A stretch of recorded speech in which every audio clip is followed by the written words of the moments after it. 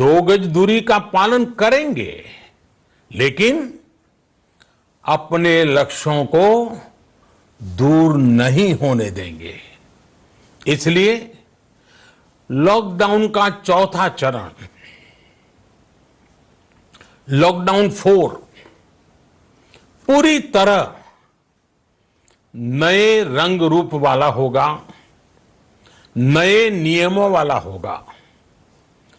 राज्यों से हमें जो सुझाव मिल रहे हैं, उनके आधार पर लॉकडाउन 4, इससे जुड़ी जानकारी भी आपको 18 मई से पहले दी जाएगी। मुझे पूरा भरोसा है कि नियमों का पालन करते हुए हम कोरोना से लड़ेंगे भी और आगे भी बढ़ेंगे। साथियों, हमारे यहां कहा गया है, सर्वम आत्मवशम सुखम। तमाम देशों के 42 लाख से ज्यादा लोग कोरोना से संक्रमित हुए हैं।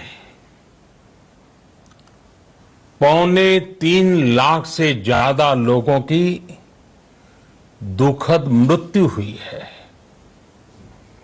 भारत में भी अनेक परिवारों ने अपने स्वजन खोए हैं। मैं सभी के प्रति